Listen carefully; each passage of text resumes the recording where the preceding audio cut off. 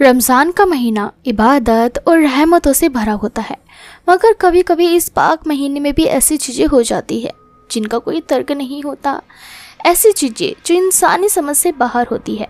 ये कहानी उसी रमज़ान की एक मनहूस रात की है जिसने पूरे इलाके को खौफ से भर दिया था। दिल्ली की पुरानी गलियों में एक मोहल्ला था, बेरमपुर। इस मोहल्ले के एक कोने में एक पुराना कब्रिस्तान था जिसके बारे में लोग अजीब अजीब बातें करते थे। कहते थे कि रमज़ान की आखिरी रात को उस कब्रिस्तान से अजीब सी रोशनी उठती है और वहाँ से किसी औरत के रोने की आवाज़ आती है। लोगों का मानना था कि कई साल पहले वहाँ एक औरत को जिंदा दफन किया गया था। वो औरत रमज़ान की आखिरी रात को अपने बदले की तलाश में वापस आती थी। जो भी उसे उस रात कब्रिस्तान के पास जाता वो लापता हो जाता या फिर पागल होकर लौटता। जोया, जो कि एक 21 साल की निडर लड़की थी जो इसी मोहल्ले में रहती थी, उसे इन भूत प्रेतों की कहानियों पर कभी विश्वास नहीं था। एक दिन उसके दोस्त फरहान ने मजाक में कहा, जोया, अगर इतनी ही हिम्मत है तो रमज़ान की आखिरी रात उस कब्रिस्तान में जाकर दिखाना। जोया को यह चैलेंज मंजूर था। उसने ठान लिया कि वो उस अंधविश्वास को ख़त्म ही करके रहेगी। रमज़ान की आखिरी रात आ गई, चांद रात। मोहल्ले के सभी लोग ईद की तैयारियों में लगे थे।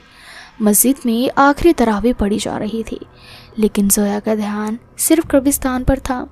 रात के 2 बजे जब पूरी बस्ती सो चुकी थी, जोया ने टॉर्च ली और अकेले कब्रिस्तान की ओर चल पड़ी। हवा में अजीब सी ठंडक थी, जैसे कोई उसे देख रहा हो। जब वो कब्रिस्तान के पास पहुंची तो सब कुछ सुनसान था। अचानक उसे दूर से किसी औरत के रोने की हल्की सी आवाज़ सुनाई दी। उसने सोचा कि कोई मजाक कर रहा होगा। कौन है वहाँ? जोया ने ज़ोर से कहा। कोई जवाब नहीं आया। तभी जोया ने आगे बढ़कर एक पुरानी टूटी हुई कब्र देखी। आवाज़ उसी कब्र से आ रही थी।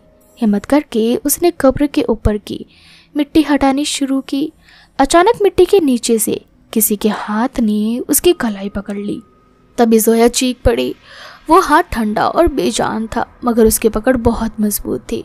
मुझे बाहर निकालो, एक धीमी डरावनी आवाज़ आई। जोया ने अपनी कलाई छुड़ाने की कोशिश की, मगर जितना ज़्यादा वो छुड़ाने की कोशिश करती, हाथ की पकड़ उतनी ही कसती जा रही थी।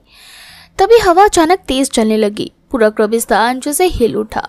जोया ने महसूस किया कि उसके चारों ओर अंधेरा गहराने लगा। अचानक एक काला साया कब्र से बाहर निकला। उसकी आंखें सुर्ख लाल थी और उसकी हड्डियां बाहर झांक रही थी। तूने मेरी नींद तोड़ी है, अब मैं तुझे अपने साथ ले जाऊंगी। वो साया जोया की तरफ बढ़ने लगा। जोया ने भागने की कोशिश की, मगर उसके पैर जमीन से चिपक गए। अचानक मस्जिद से अजान की आवाज़ गूंजी। उस आवाज़ के साथ ही वो साया एक भयानक चीख के साथ हवा में गायब हो गया। जोया ने जैसे तैसे अपने पैरों को छुड़ाया और भागती हुई घर पहुंची। जब उसने ये कहानी अपने घर वालों को सुनाई तो किसी ने यकीन नहीं किया, मगर उसकी कलाई पर आज भी उस मृत हाथ के निशान थे, नीले और गहरे। उसके बाद रमज़ान की हर आखिरी रात को कोई ना कोई उस कब्रिस्तान के पास से गायब होने लगा। कहते हैं वो औरत आज भी वहाँ भटकती है अपने बदले की तलाश में।